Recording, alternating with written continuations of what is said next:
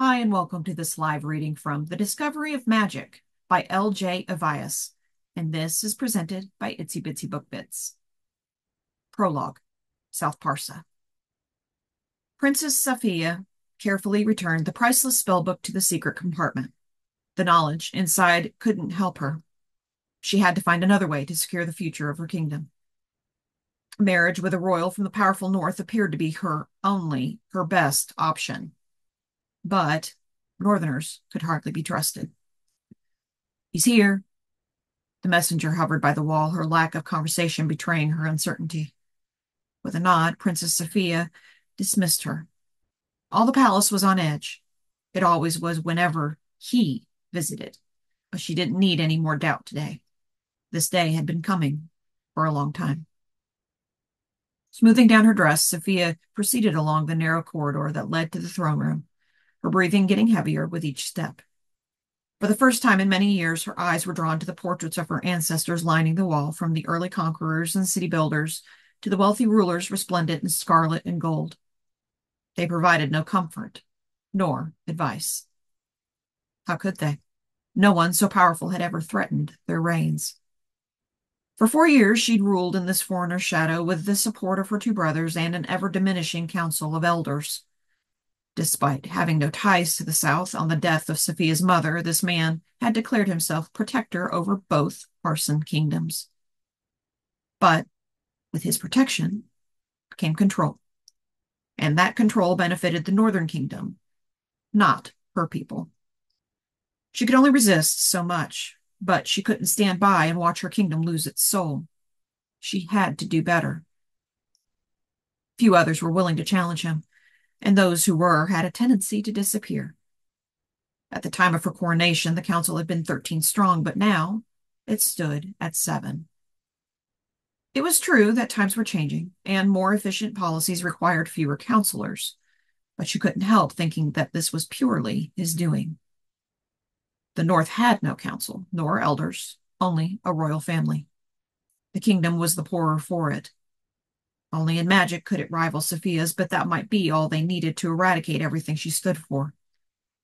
It could be no coincidence that all this had started when he had arrived, but nothing could ever be traced back to him. A cold breeze swept up the corridor, rattling the shutters and causing the light to flicker. Deep in the palace, this area was more sheltered from the blazing desert heat, but rarely had she felt cold. Steeling her resolve, she strode ahead. She wouldn't be intimidated in her own palace. Never before had the corridor felt so long, the walls so far away and so unfamiliar. Near the end, she paused in front of her mother's portrait. The shadow of the true woman, dull brown eyes stared blankly at her from beneath a crown of ruby curls. As queen, Sophia's mother had dealt with this man. She died in his kingdom, yet she'd never been afraid of him. How Sophia longed to speak with her now. She would be able to put all Sophia's doubts to rest.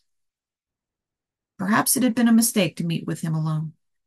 Her brother stood by her, but their responsibilities lay elsewhere. This was her decision and her future. Neither of them could save the kingdom. The future of South Parsa rested on her shoulders alone. With a deep breath, she fixed her crown over her untamable ruby hair and teleported to the throne room. In the center, a tall man waited quietly, his sleek blue and gold tunic at odds with the heavy stone columns. The royal mage. Without their spells, his people would be considered fragile, but no sword could defeat magic, and rumors abounded that he defeated an entire army single-handedly. Sophia approached slowly, her footsteps echoing off the cold stone.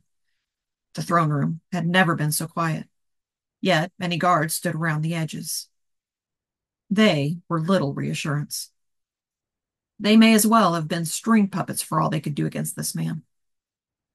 This man who could travel across the world in the blink of an eye, engulf the palace in flame with the sweep of a hand, or topple an army with a single spell. The man's small, dark eyes and hard expression gave nothing away, but they never did. But Sophia's instincts wouldn't let the suspicion slip away. Everything he'd ever said to her had been true, but it was the things left unsaid that concerned her. The royal mage was hiding something. Her spies confirmed that, and they were the best. She must be careful what she said to him. He was her only link to the powerful North, but he pursued his own agenda, and danger emanated from him in a cold wave that prickled her skin. Plenty of people in the South possessed some magical ability, and she herself could cast fire, but few could compete with the mages of the North. This was not why she feared him, though. Stories of the mage's insatiable appetite for power and reports of them interfering across many worlds were abundant, and always the common people suffered. She had to discover his intent for the South without letting him know how much she knew. He could be a valuable ally, but as an enemy, he would destroy everything she held dear. Her world was too small, and she had been protected too well. South Parsa was the same. In its small corner of the world, isolated by an expansive desert and surrounded by mountains on three sides, it rarely had to face an outside threat. The worlds they traded were the same, unchanged over centuries. North Parsa faced invaders regularly. They had to adapt, build their armies, and develop their magic just to survive. But now they were a threat to her kingdom. The disappearances could no longer be considered coincidences. She had to find out what the Northerners wanted, but she couldn't do that here. "I accept your proposal of an alliance," she finally said, "and I will marry a royal from North Parsa to solidify our arrangement. But first, I will visit to gain a greater understanding of my new family." The man's eyes twitched, a flicker of surprise so slight she might have imagined it. "You cannot accompany me. The journey north is arduous and dangerous. You have nothing to prove to anyone. Your reputation as a skilled and much-loved ruler is known across the North. Your groom will be happy to travel here for the wedding."